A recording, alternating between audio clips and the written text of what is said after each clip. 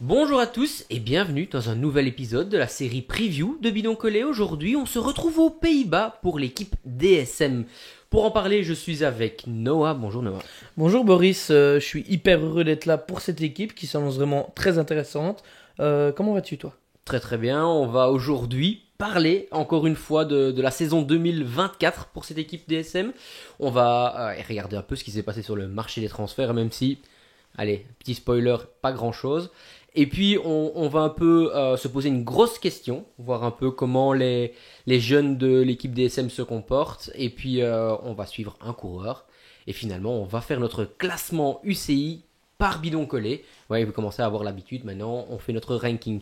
Noah, on commence. Ta note pour 2024. Alors ma note elle est de 8 sur 10 parce que j'ai trouvé que l'équipe a pas fait peut-être une saison incroyable à première vue, mais a été présente dans des moments importants. Ils ont gagné 22 victoires sur la saison, même si c'est vrai, tu vas me le dire, ils en ont gagné 6 sur le Tour de Turquie, ce qui réduit quand même d'un quart le compteur de victoires. Mais voilà, ils ont été présents sur la première étape du Tour de France, là on ne les voyait pas du tout, avec un numéro incroyable pour le dernier Tour de Bardet, avec Frank Vandenbroek, qu'on a un petit peu découvert, ou qui s'est découvert sur cette étape-là, sur Liège-Bastogne-Liège avec Bardet qui fait deuxième aussi, et puis évidemment avec beaucoup de jeunes sprinteurs, on en parlera plus tard, mais Bittner et autres. J'ai vraiment trouvé leur saison intéressante, et ils ont quand même gagné du début à la fin de saison, donc voilà, c'est pour ça que je leur mets un 8. Oui, tout à fait, je te rejoins. Moi, je suis aussi à 8, 8,5. Allez, on va pas chipoter, je vais mettre 8 comme toi. Je retiens quand même deux points. La première, c'est que malgré l'âge, Bardet ne vieillit pas. Bardet ne devient pas moins fort, ne devient surtout pas un maillon faible de l'équipe, loin de là. Tu en as parlé, victoire sur le Tour, neuvième place au Giro, pour un coureur qui, soi-disant, ne veut plus jouer les classements généraux sur la fin de sa carrière, bah, c'est quand même impressionnant. Deuxième à Liège-Bastogne-Liège. On a fait tout un show, je ne sais pas si tu te souviens, où on disait bah, si Bardet n'avait pas rencontré avec toute cette deuxième place, il aurait eu une très très belle carrière, et même là, encore une fois, avec le maillot jaune. Donc voilà, chapeau à, À à Bardet. Romain Bardet, oui, tout à fait. Et puis, oui, tu t'en parles, une jeune garde qui est là. On va parler de Max Poole, qui a été omniprésent sur la Vuelta. Oscar Onley, qui a commencé très bien sa saison au Tour Down Under aussi, qui a, au fur et à Mhm. mesure de la saison, été chercher des points. Des sprinters Franchement, aussi, hein. des Van sprinters. Uden, Mais justement, j'allais te parler Andresen. des sprinters et maintenant te poser un peu la question qui fâche. Aujourd'hui, on a trois sprinters qui ont très bien marché dans cette équipe-là et un sprinter qui n'a pas du tout marché cette saison. On va parler de Fabio Jakobsen, bien évidemment. Est-ce que, on va retenir des saisons, est-ce que tu t'attendais à ce que Jakobsen soit à un niveau aussi faible, on va dire, par rapport à sa carrière actuelle? Aussi faible, je sais pas, mais je m'attendais pas à ce qu'il soit, je vais être honnête, extrêmement fort. Mais ce que je ne m'attendais pas surtout, c'est qu'il y ait trois jeunes sprinteurs qui viennent, qui gagnent, même au plus haut niveau. Bittner, je ne m'attendais pas à ce qu'il gagne honnêtement sur la Vuelta. Par exemple, Van Uden qui bat des sprinteurs de classe mondiale en début de saison. Et encore, on n'a pas parlé d'Andresen qui gagne un gros nombre de victoires sur des courses d'une semaine. Donc ça, je ne m'y attendais pas, personnellement. Ouais. Parce que ils ont tous les deux 22 ans, enfin 23 ans pour Bittner et 22 ans pour les autres. C'est très jeune. Certes, on savait qu'ils allaient vite, mais avoir les trois sur trois programmes différents qui performent, et Jacobsen qui était à chaque fois avec un des trois régulièrement, qui soit gagne de justesse en début de saison, je pense que c'est à Turquie, je pense qu'il gagne aussi devant un des trois. Mais sinon, Andresen, ouais. sinon il était un peu à la rue, on va être honnête. Ouais, je suis vraiment à 100% d'accord. Enfin, je suis vraiment à 100% d'accord avec toi. Bittner, vraiment la fin de saison, pour revenir encore et pour appuyer sur ce que tu dis, il est vraiment monté en puissance. On l'a vu gagner à Burgos devant Caleb Ewan. Alors d'accord, c'est pas Caleb Ewan la plus grande saison de Caleb Ewan, mais malgré tout, il faut le faire. Et puis, bah, il a gagné devant tout simplement Caden Groves aussi, et ça, c'est pas rien. Alors, j'ai quand même noté, c'est tous des jeunes, et on va Mhm. venir dans le débat, Mhm. mais c'est vraiment tous des jeunes qui ont l'avenir devant eux. Autre coureur que je voulais aborder, c'est Warren Barguil. Si je peux me permettre, je trouve qu'il a fait une saison en dents de scie et pas au niveau à laquelle je m'attendais, même s'il a été très très souvent parmi l'équipe qui gagne, mais sans être lui-même l'acteur principal de la course. Ouais, c'est sûr, c'est quand même une équipe par laquelle il est passé où il a eu ses plus belles heures, maillot à pois sur le Tour, et victoire d'étape aussi sur plusieurs sur le Tour de France. Il revenait dans cette équipe. C'est vrai que on l'a pas peut-être vu performer en tant que leader. Moi, sur les courses où il était, je l'ai quand même trouvé présent. J'ai l'impression que Warren Barguil cette année, je l'ai pas vu dans des finales de course être là, mais il était quand même présent. Je vais pas dire que c'est fini. Voilà, j'ai pas envie de dire ça maintenant trop tôt. C'est un coureur que j'ai beaucoup apprécié durant sa carrière, qui est plus tout jeune non plus, hein, c'est vrai. Mais voilà, je sais pas. Ouais, je pense que c'est à charge de revanche pour cette Je année. crois aussi, maintenant c'est difficile à dire et à se projeter pour un coureur comme ça. On ne sait pas dire si sa saison était nulle ou était bien. C'est un peu compliqué, je trouve. Ouais, je te rejoins tout à fait. On va passer directement au transfert sortant. Emile Lippins qui s'en va. Il va chez Q36.5. On a aussi comme autre coureur qui s'en va. Patrick je crois, Bevin Ouais, qui prend sa retraite, lui, ouais, de coureur de 32 et 33 ans. Et un coureur Teusvelt aussi ouais. qui part. Ouais, et lui, on sait pas encore où il va. Alors, on va pas se cacher ici, c'est pas des départs qui vont impacter l'équipe de manière trop flagrante. Oui, c'est un peu des départs. Bah, il y en a déjà un qui prend sa retraite, deux autres qui ont plus de la trentaine. Je pense pour Teusvelt qui recherche un contrat parce qu'il a fait beaucoup d'échappées, notamment en Lombardie, où il a fait une très longue échappée. Donc je pense qu'en fin de saison, quand on est encore motivé comme ça, je pense qu'il recherche un contrat. Donc je pense que l'équipe ne voulait pas le prolonger. Pour revenir sur Lipins, c'est quand même un très bon coureur qui gagne cette année face au championnat national, mais une victoire, c'est une victoire. Donc ça, je pense que c'est quand même une perte pour l'équipe, dans le sens où c'est un coureur, quand il est là, rien qu'un coureur qui gagne, ça reste quand même important pour l'équipe.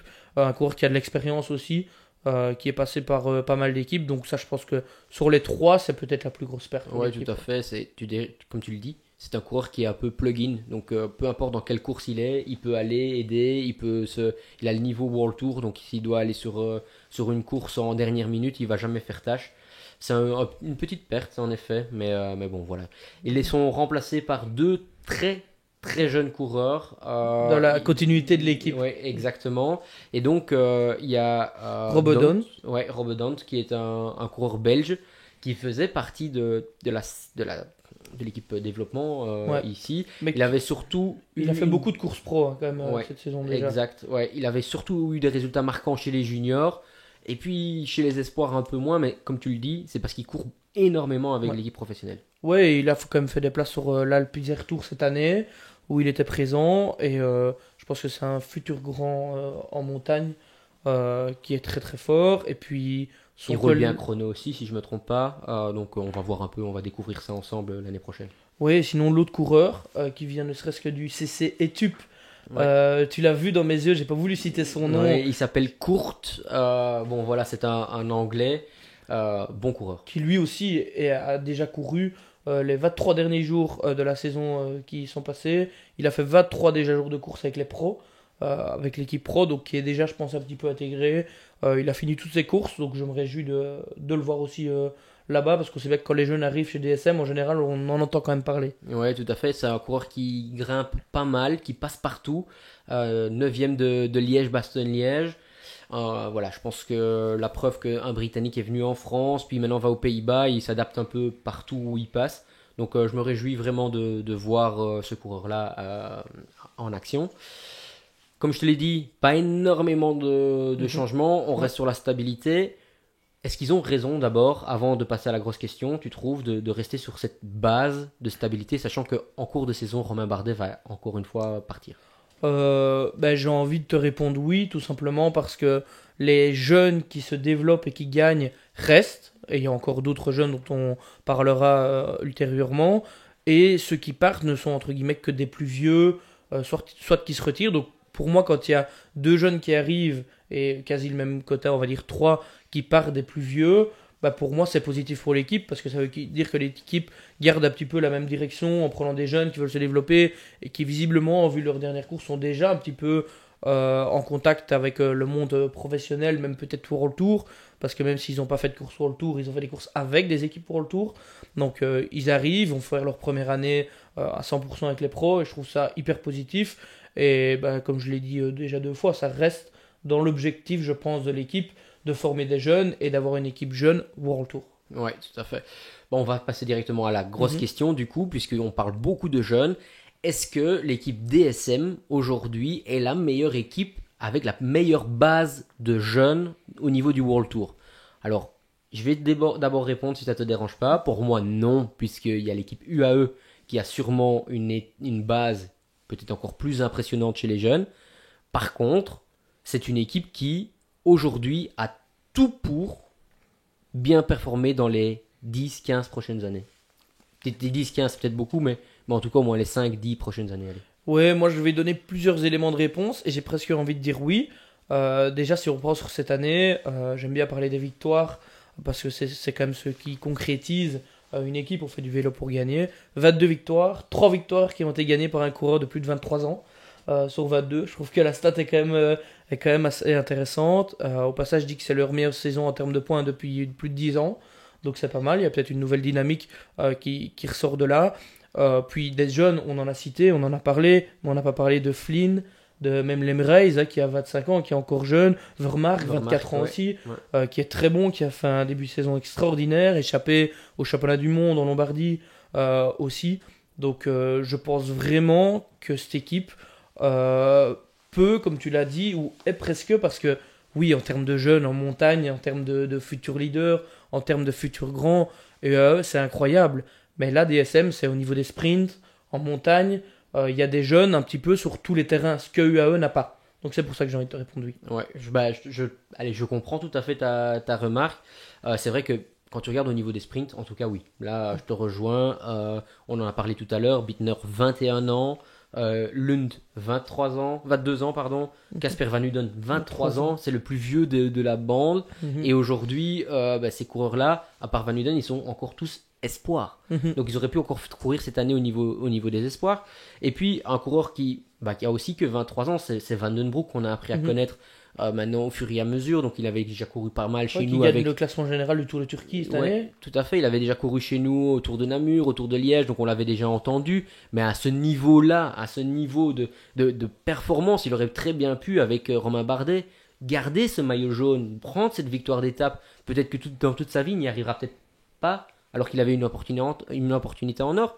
Par contre, chapeau, il est en train de grandir sur les parcours semi-montagneux, un peu, je dirais, ardennais. C'est vraiment un cours que je verrai à l'avenir. Et qui roule très bien aussi. Oui, On l'a vu avec oui, Bardet. bien sûr. Petit gabarit, très aéro, un peu comme un Remco, même si la comparaison physique ne se fait pas que là, mais un peu comme Remco dans sa manière d'être sur le vélo en position assez aéro, donc hyper intéressant. Et où je te rejoins, c'est que ces coureurs-là, ils sont vraiment partout. Max Poul, aujourd'hui 21 ans, sur la Vuelta, il a fait 4 fois sur le podium sur une étape. C'est impressionnant pour un coureur de 21 ans, je le Ouais, répète. de 21 ans, né en 2003. Allez, 2003, c'est vraiment, c'est encore plus jeune que vous. Enfin, à part Maxime peut-être, mais c'est vraiment n'importe quoi, je trouve. Et puis après, on va parler sur Oscar Onley aussi, qui est aussi tout jeune et qui est cette année le coureur qui a le plus de points UCI dans l'équipe, alors que finalement, il n'a que 22 ans. C'est vraiment Oui, très fort. Je pense qu'il a aussi des points grâce à son étape en World Tour au Down Under, ce qui rapporte quand même beaucoup plus de points que gagner en dehors du World Tour. Et Guanchi aussi deuxième. Oui, Guanchi. ouais. Mais oui, très fort. 22 ans aussi. Donc j'ai l'impression qu'on se répète, mais en fait, il n'y a pas beaucoup de coureurs de l'équipe, en tout cas qui marchent. Parce que c'est vrai que je me suis dit, je voulais regarder les âges en fait, des coureurs, comme j'aime bien faire de temps en temps pour ce genre de stade. Je me dis, à mon avis, 3 quarts de l'équipe à 23 ans. En fait, pas tant que ça, mais les jeunes gagnent. Et j'ai l'impression qu'il y a beaucoup de plus vieux qui sont là un peu pour encadrer. Des Degenkolb, des Bardet, on en a parlé. Il y en avait des qui partent pour cette saison, il y en a eu, mais il y en a qui restent. Donc j'ai l'impression que cet équilibre, il est assez intéressant en termes de formation de jeunes. Beaucoup de jeunes qui marchent, et en même temps des plus vieux, des gars d'expérience. J'ai rien dit que deux noms, et c'est quand même deux noms extraordinaires Ouais, du tout à fait. cyclisme. Ouais. Donc je pense que c'est un équilibre entre guillemets hyper important à avoir et que je pense que DSM, enfin l'équipe DSM, anciennement Sunweb, anciennement Giant, etc., c'est un peu reprise. Je ne sais pas si tu te souviens, il y a quelques années, il y avait un peu des problèmes au niveau des contrats, beaucoup de Avec Marc coureurs Hirschi, Tish Benoît, qui sont qui ont partis. voulu rupture ou ça s'est mal passé. Moi, j'ai l'impression que c'est un peu réglé, que la dynamique est relancée et qu'ils sont sur une pente ascendante, j'ai l'impression. Ouais. J'ai encore deux remarques à faire. La première, c'est attention que Vermark et Lund Andresen sont en fin de contrat l'année prochaine. Donc il faudra bien vérifier à ça, regarder. Parce que j'ai une autre question pour toi. De ce groupe de jeunes, quel est le jeune qui a le plus de talent, ou en tout cas qui va exploser dans les prochaines années? C'est compliqué, moi j'ai envie de te parler de mon cours à suivre, justement, Max Poole. Alors c'est vrai que quand on regarde Bon, uniquement... on va passer les- directement à la section, comme ça serait bon. On passe à la section du cours à suivre, Ouais, du coup. mais du coup pour parler de Max Poole, c'est vrai que quand on regarde, si on regarde uniquement sa victoire, il gagne le Tour de Langkawi, le général, mais si on regarde toute sa saison, il fait deuxième du Tour de Burgos, derrière un Kuss devant des gars très très forts à seulement 21 ans, je le répète, et il n'y a pas que ça, sur toutes les courses où il a participé, tu as parlé de la Vuelta, où il fait plusieurs fois podium sur des étapes, j'avais l'impression qu'il était là, qu'il était à l'avant, qu'il était présent, et je trouve ça hyper important, et pour moi c'est lui qui va le plus exploser, en tout cas le plus rapidement possible, parce que pour pouvoir en World Tour au plus haut niveau, déjà peser, savoir faire des places. Alors oui, il n'y avait pas Pogacar, il n'y avait pas Vingegaard sur les courses auxquelles il a faites, mais pour aller gagner des courses de très haut niveau, comme un Tour de Catalogne par exemple, ou des courses comme ça, pour moi ça va être un coureur qui sera peut-être capable de faire ça dès cette année. Ouais, et alors du coup, pour continuer sur ton cours à Mhm. suivre, parce que pour moi c'est la même chose, hein, c'est celui qui a Mhm. le plus de talent au niveau de cette équipe-là, quel serait pour toi le programme le plus judicieux pour lui l'année prochaine donc? Pas faire le Tour de France. Évidemment, je le vois bien, je pense qu'il aime bien courir en Espagne, enfin quand on le voit avec ses résultats, donc il ne pourra pas faire une Vuelta et faire une saison axée jusqu'à la Vuelta sur des courses par étapes. J'ai quand même l'impression que c'est un coureur de courses par étapes et peut-être moins de courses d'un jour, même si jeune, très talentueux, hein. Peut-être le voir sur des courses aussi difficiles, mais moi je dirais axer ça sur des courses par étapes et sur une Vuelta. Ouais, bah, ouais, je te rejoins. Moi, je l'aurais bien vu sur un premier rôle de leader sur le Giro, mais bon, pourquoi pas, la Vuelta. En fait, je trouve qu'il a choisi sa carrière de la meilleure des manières. Il a commencé sa carrière de la meilleure des manières. Pourquoi? Parce que jouer les étapes sur un grand tour de manière répétitive, au final, c'est comme si tu jouais un classement général tous les jours. Ben, en fin de troisième semaine, tu dois te réveiller, mentalement te préparer à dire aujourd'hui je pars à la guerre. Je vais à la guerre, on sait tous comment c'est pour être dans une échappée en fin de grand tour. Comment c'est vraiment la grosse bagarre. Et quand tu es devant, bah, au final, c'est la condition qui ne ment pas. Et il est devant, et en plus de ça, après une grosse bagarre, jour après jour, il se retrouve encore dans la Mhm. grosse bagarre devant pour jouer la gagne. Oui, Donc, il est quasi dans tous les GC des courses par étapes. Même l'année passée en 2023, Tour de Romandie, Tour, il est dans le top 10, il est dans le top 5. Donc je trouve ça assez impressionnant pour un gars aussi jeune qui avait 20 ans à l'époque. Incroyable. est-ce que tu le vois dans le top 10 d'un grand tour l'année prochaine?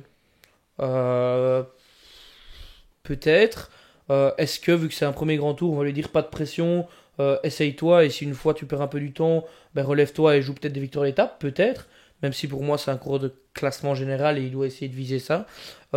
Mais si, en tout cas, s'il fait pas le Tour de France, j'espère, en tout cas au port du top 10, je pense que c'est réalisable, Ouais, même si c'est tôt. je te rejoins à 100%. Pour moi, c'est l'année où il doit montrer une première, même si c'est pas top 10, mais qu'il doit essayer une fois de temps en temps, essayer là, pendant une semaine, 2 semaines, et puis se relever éventuellement si ça va pas pour aller chercher les étapes. Je te rejoins tout à fait. Et du coup, ben, toi, quel est ton coureur à suivre? Bah, c'est sa dernière année dans le peloton, c'est même pas une année complète, c'est une demi-saison. Euh, un coureur exceptionnel, un coureur d'une carrière où on n'a que presque rien à redire. On a vu de l'exemplarité chez AG2R pendant un certain temps. On a vu maintenant une exemplarité chez DSM, c'est Romain Bardet. Euh, Faire mieux que cette année, je pense que c'est pas possible. Par contre, qu'ils reprennent le même programme que cette année en finissant de belle manière sur le Dauphiné. Le meilleur coureur français de grand tour de ces peut-être 10 dernières années. Un modèle pour beaucoup, un modèle de professionnalisme pour moi en tout cas. Ouais, Voilà. c'est sûr, tu parlais de professionnalisme. Il a fait, je pense, pendant les 3 premières années de sa carrière où il était très fort, continuer à faire ses études quasi en temps plein, où il a passé son brevet juste avant le Tour de France ou je ne sais pas quoi, et où il a été diplômé, je ne sais plus de quoi, mais je pense que c'est en marketing ou quoi. Donc c'est vrai qu'il y a un exemple dans la vie professionnelle assez incroyable et quelqu'un de très humble. Quand Ouais. tu l'entends parler, En tout cas, ouais, bah, c'est un des cours que j'espère l'année prochaine on aura à l'interview sur Liège-Bastogne-Liège, on croise les doigts. Mais en tout cas, c'est quelqu'un qui, lors des interviews, a l'air posé, calme. Et ça, j'apprécie quand même parce que des fois, ça peut monter à la tête, hein. Un coureur français qui a été si proche de jouer un classement général sur un Tour de France, sur un Giro, sur une voile. Enfin, voilà, c'est vraiment. Sur même, encore une fois, l'année passée à Liège. Chapeau à lui, chapeau pour sa carrière. Et j'espère vraiment qu'il continuera à mhm. rester dans le milieu du vélo parce que je pense qu'il a énormément à partager. Et qu'est-ce que tu lui souhaites justement pour cette saison 2025? Enfin, cette demi-saison 2025. Ouais, bah pour moi, soit une victoire d'étape sur le Dauphiné pour bien finir, ou alors bah, le rêve qu'il a, c'est d'aller gagner une étape sur le Giro. Voilà, ça c'est les deux belles choses que je peux lui souhaiter cette année. Imagine, il gagne le Dauphiné. Ça va être quand même tendu, ça, par contre, hein. On va pas se mentir, ça va être un peu tendu. Noah, on classe cette équipe. Oui, Et donc, cette année, avec bah, l'ensemble de l'équipe, on l'a mis 17ème du classement UCI. Toi et moi, on l'avait mis un peu mieux. On l'avait mis 16ème chacun. je pense que même nous, on a été durs pour le coup. Ouais, bah, surtout que c'est une équipe qui progresse d'année en année. Et comme on l'a dit tout au long de cette vidéo, la base jeune marche. Et donc, du coup, bah, normalement, l'année prochaine, ils seront encore 10, 15, 20% plus forts que cette année. Ouais, c'est sûr, ils ont fait 16e au classement cette année. Ils sont entre guillemets que 17e au classement des 3 années. Donc eux aussi sont un peu tout juste. Je pense que le fait d'avoir des jeunes, d'avoir une équipe qui a peut-être ou qui est en train d'avoir une bonne dynamique d'année en année et de, comme j'ai eu tout à l'heure, remonter un peu la pente. Et puis surtout avoir des sprinteurs, ça aide quand même pas mal. Certes, il faut des trains pour les emmener, certes, voilà. Mais même sur des courses entre guillemets de seconde zone, avoir plusieurs sprinteurs, je pense que pour avoir des points, c'est hyper important. Seul point d'attention, je pense, pour cette équipe, c'est un peu le côté flandrien, où bah, John Degenkolb commence un petit peu à malheureusement être plutôt vers la fin que le début. Et dans l'effectif, je n'ai pas vraiment un coureur qui va ressortir du lot, même si le bloc DSM est quand même souvent présent, mais malheureusement, c'est ça qui me manque un peu, ce côté course comme le Samin, comme C'est le seul pôle un peu Knus Black. vieillissant en fait de Voilà, l'équipe qui exact, ouais. n'arrive pas maintenant. C'est vrai qu'être sur tous les fronts, c'est aussi parfois compliqué. Maintenant, voilà, qui sait pour les prochains recrutements. Message aux recruteurs de DSM. Créez-nous un pôle jeune de Flandrien, on attend que ça. Bah oui. Noah, encore une fois, un tout grand merci pour ces moments passés ensemble. Vous, dites-nous la note de la saison pour l'équipe DSM, quel coureur vous allez suivre cette année et surtout où vous le mettez dans le classement UCI. Merci et nous on continue notre marathon des previews. À très bientôt. À Ciao. bientôt!